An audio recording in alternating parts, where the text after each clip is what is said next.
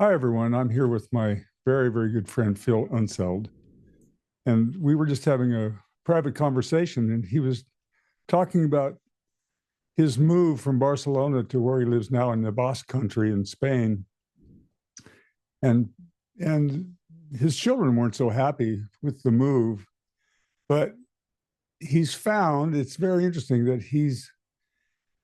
that as he plays Bach, that he finds some quality that his children seem to have followed him into his process, and it's made a difference in their personal lives.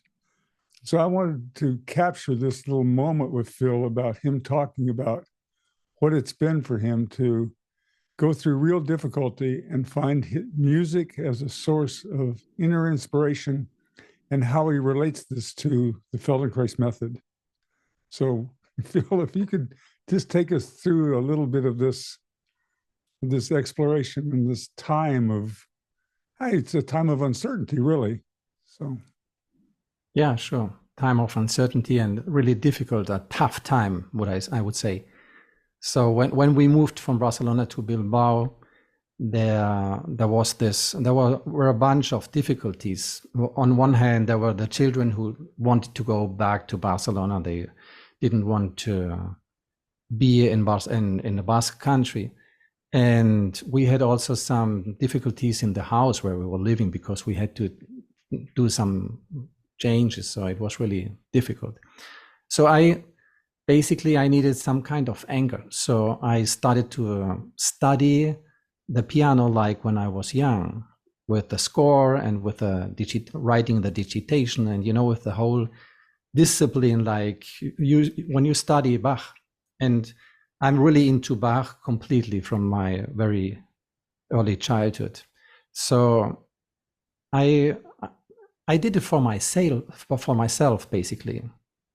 So my children, they were listening, and after some time they discovered Bach through this situation. So my daughter, she was 16, she asked me to learn to play Bach on the piano. And she cannot read scores, but she can look at my hands. So I showed her some two voice basic little pieces. And she learned quite fast to play Bach, and she's learning since then different pieces, and really she discovered Bach completely. And the little one, he was 10 years old, and one day he came when I was playing, he came to my side and he waited until I finished the piece. And when I played the last chord, then he put his elbow on my shoulder and looked like over my shoulder to the score. And he said, this Bach, he's really a genius. So, and I think this discovery of my children, it has to do with what they sense, what I'm doing with myself when I'm studying or when I'm playing Bach, because I'm not trying to be a perfect player, Bach player, I'm really interested in the music. So I'm exploring the music by playing the music or by studying the music. I'm really interested in these different voices and to come up with a little bit one voice a little bit more or a little bit less. So it's so intertwined, everything. It's so brilliantly connected. So it's really it's endless. You can discover endless things. And I always say that Feldenkrais is like Bach. It's very interesting because Bach, he is considered the father of the tonal music, because he when Bach lived, there was a kind of stabilization of the tonal center in music. So it's all coming to a kind of gravity, like music, finding music, the gravity, the tonal gravity. And it's a kind of order which comes up from that. And Bach, he found how to give different forms to this possibility. So he opened all the big forms, sonata, partita, there are so many forms. And then after that, the classic musicians, they came, the composers, Mozart and the other ones, and they kind of developed what was open. But Bach, he was the one who opened all the doors in almost all directions. And that's what Feldenkrais did with movement for us, you know. And when I come back to this moment with the music and my children being there, listening when I would say in a kind of creative process, you know, and they can sense it and they connect to something through being there and sensing it. And I think it's the same what we do in functional integration.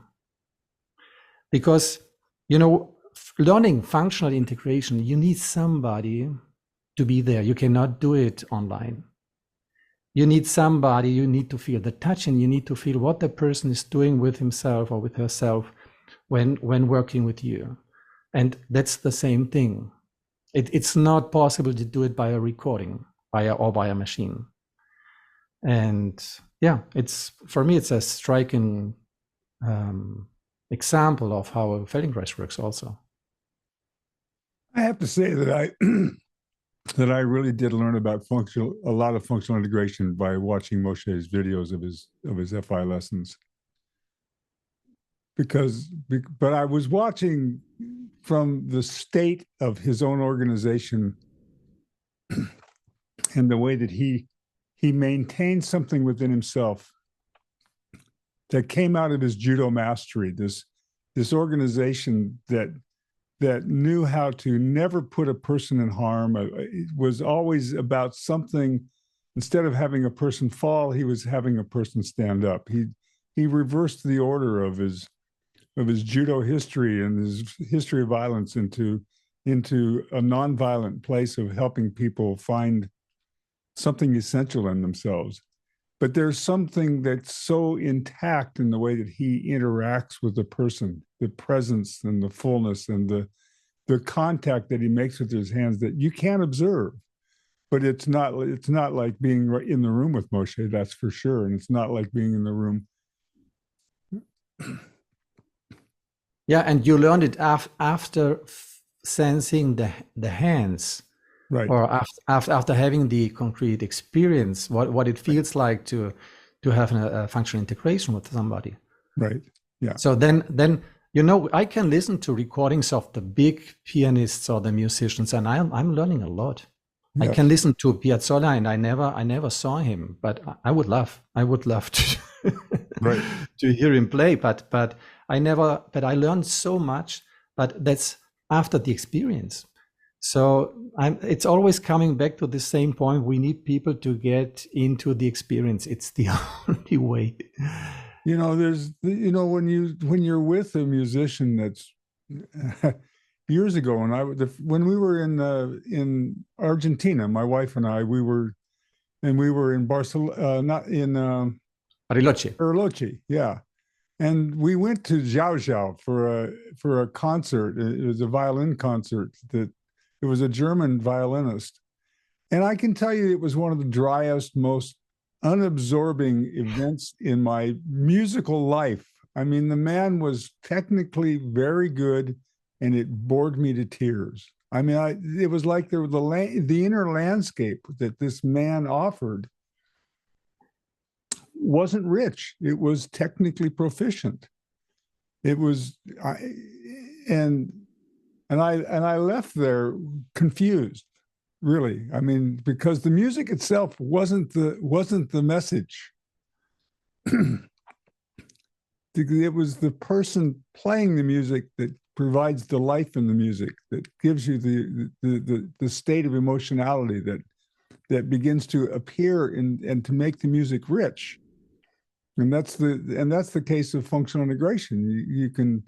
You can do functional integration where you do something to people, or you can be so rich in yourself and your inner story that that richness is conveyed in the very nature of the way that you begin to have that moment of interaction with the person. And that's to me where the richness of functional integration really really arrives from. Yeah. You know, I had a teacher who was more than a teacher for myself.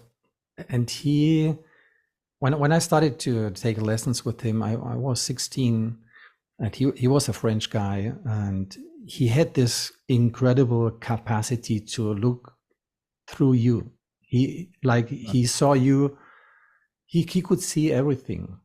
That was my feeling. So I had to decide if I stay or if I go away, because I felt kind of naked, you know. Right. But he never judged me, so I felt kind of safe with him. But he had this incredible eye, and it's not only the eye, because he could hear from the music what I was doing with myself. And then he started to teach me how to listen or how to perceive, so that the sound becomes a kind of microcosm, you know, a kind of feedback where the whole person is there. Where you cannot hide, it's all there. Beautiful.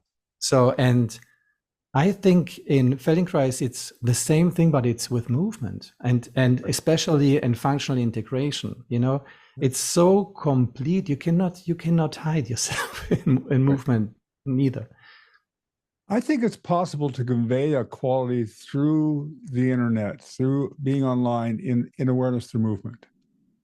I think that there's a way of holding ourselves as teachers of awareness through movement and having a lot of images on the screen of people, that there's still this way of conveying the lessons directly into the person, so the person hears it as if they're hearing it directly for themselves. I think that's possible. Yeah, it's my experience also. And you know, I had kind of prejudices with Feldenkrais through the internet and online. And then after in the pandemic, we were just forced to go this way. And I was completely surprised by how nice it works to do awareness through movement. Yes. And I continue with this channel because I'm also surprised all I can see through just little pictures. It's amazing, isn't it? And how simple. I mean, to see something, some little piece of a movement that lets you know that the person's in or not there, and then it becomes a real art to then make an adjustment so that the person begins to include something that they weren't quite including, and it just becomes a broad stroke for everybody in the class to experience that as well. That's interesting to play in this world between online and in person. But I agree with you that if we really want to create people that are really, really highly competent beginning practitioners, then there has to be touch. There has to be personal experience in that endeavor. Yeah, and maybe combined. You know, I think there are so many formats today, though, so it's nice to combine, right?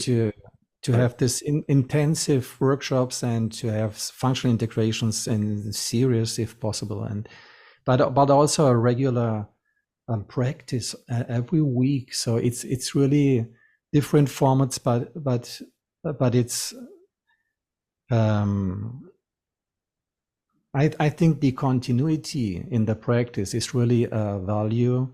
Yes. Which is and it's necessary. You know, it's like practicing a martial art or music. If you want to play an instrument, you have to practice.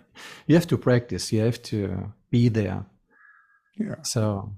Yeah, I mean, there is a huge sort of cultural phenomenon of people understanding practice. They'll practice their meditation. They'll practice their yoga. There are many things that people are accustomed to and understand the value of the practice.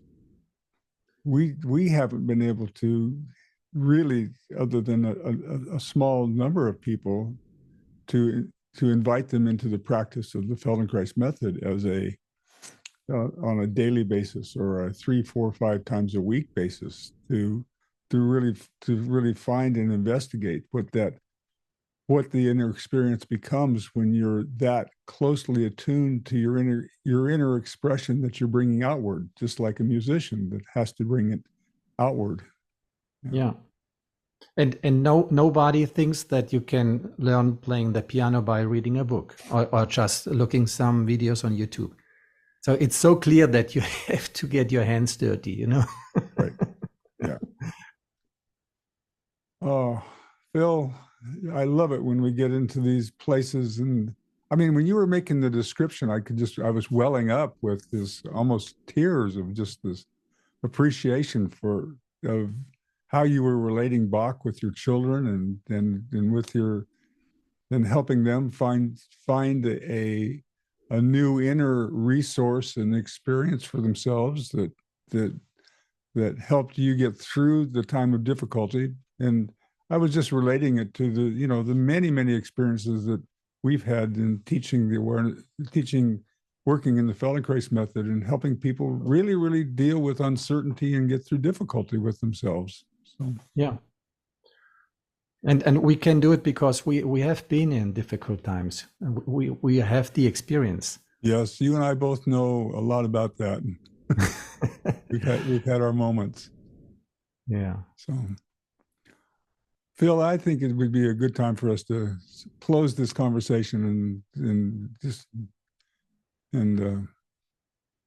thank you for sharing that with us and with me, and yeah, I really appreciate it. You're welcome. It's a pleasure. Thank you. It's always a pleasure.